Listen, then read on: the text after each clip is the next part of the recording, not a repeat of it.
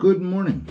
It is May the 7th, and our reading for this day comes from the book of Acts, chapter 6, 8 through 15. Stephen, full of grace and power, did great wonders and signs among the people. Then some of those who belonged to the synagogue of the freedmen, as it was called, the Cyrenians, Alexandrians, and others of those from Cilicia and Asia, stood up and argued with Stephen. But they could not withstand the wisdom and spirit with which he spoke. Then they secretly instigated some men to say, "We have heard him speak blasphemous words against Moses and God." They stirred up the people, as well as the elders and the scribes. And then they suddenly confronted him, seized him, and brought him before the council. They set up false witnesses who said, "This man never stops saying things against this holy place and the law. For we have heard him say that this Jesus of Nazareth will destroy this place and will change the customs that Moses handed on to us." And all who sat in the council looked intently at him, and they saw that his face was like the face of an angel.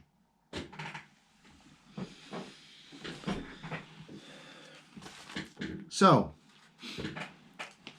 in Acts, we see that Jesus, or the followers of Jesus, are publicly proclaiming the message of Jesus, and of course, this didn't really sit well as they are doing that with the religious leaders of the day. They had engineered Jesus' death, and they certainly thought that this chapter was done, and they didn't really want to deal with it again. And now, as it turns out, because of Jesus' followers, this became a bigger movement after the resurrection than it was when Jesus was alive, actually. In this text, we have almost a repeat. The religious leaders kind of got to the crowd, just like they did when Jesus was on trial. They planted people, instigated, the text says. They planted people to speak lies about Stephen. Now, eventually, that all kind of led to the chance of crucifying him to Jesus. And this eventually would lead to Stephen's death by stoning as well. That's the text. That's what's going on. Now, certainly, if we are to stand up for our faith in these days, we don't face stoning. But oftentimes, even personally, it can take a lot to stand up for our faith.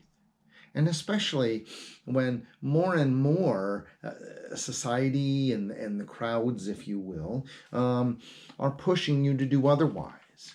I mean, there isn't a sense here anymore that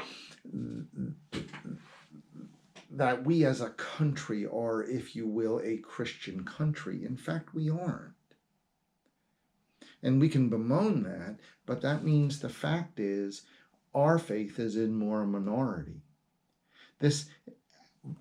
But in terms of Acts, that kind of connects us to them now, doesn't it? And still, they would stand up for their faith because they knew what it meant. They knew the gifts of the faith and what that would mean to people to embrace that. We're called really to the same. To remind ourselves of those gifts of the faith versus what the world is saying where we go to get things that matter. Right? We rely on Jesus, just like Stephen did, on the promises of Jesus, just like Stephen did. That, my friends, is our rock, is our solid place. As we live in a world that is full of changes and full of things we don't know what's coming.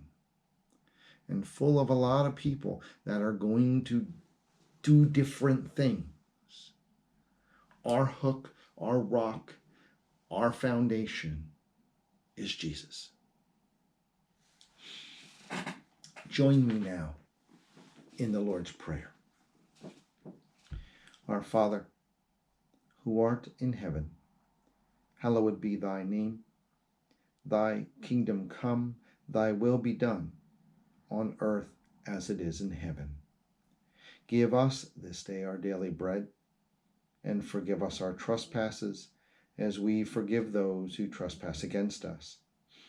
And lead us not into temptation, but deliver us from evil. For thine is the kingdom, and the power, and the glory, forever and ever. Amen.